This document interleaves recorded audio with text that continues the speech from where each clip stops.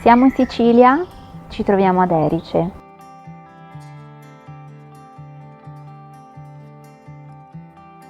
E in questo specifico momento vi voglio raccontare del simbolo nascosto dietro a questo elemento architettonico.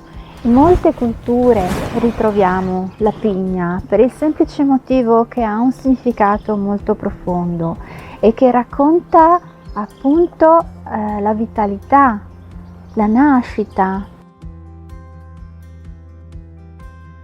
Se avete notato, in diverse culture o comunque in diversi monumenti architettonici questo simbolo è stato utilizzato proprio per il significato che ha e che riporta in sé.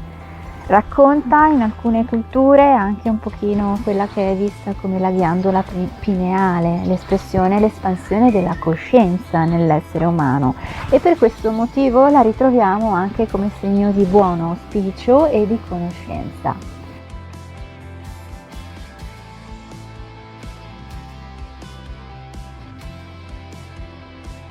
Nello specifico vi volevo raccontare di una cosa molto particolare legata qui a Erice, di questo mini anfiteatro che, a parte la pigna che racconta una cultura che va oltre, qui questo mini anfiteatro a livello architettonico veniva utilizzato per permettere la comunicazione tra le persone.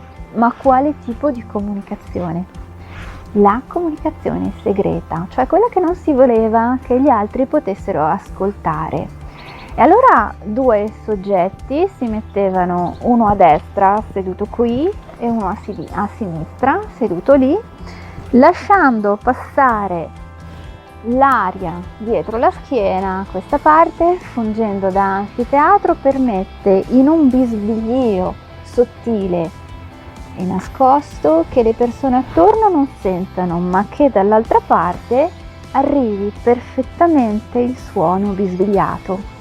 Quindi diverse persone che avevano anche fidanzati, voglia di raccontarsi cose segrete o amori segreti, si mettevano di lato e raccontavano le loro storie.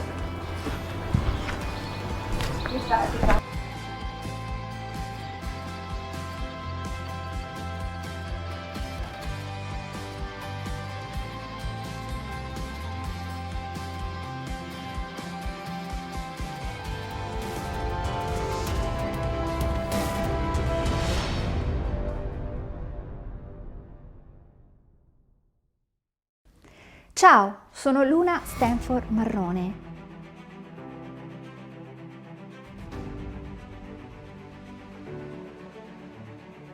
E non sono soltanto una ricercatrice studiosa e appassionata di simbologia, ma sono nata e cresciuta nei simboli.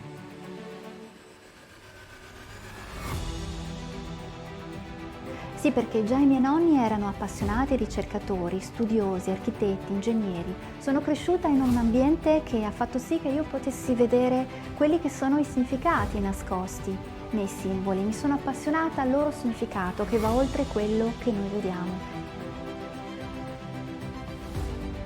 È un significato che raggiunge l'anima. Ho deciso così, per questo motivo, di farne una professione e di raccontarvi quello che c'è dietro ad ogni simbolo. Seguitemi sulle mie pagine.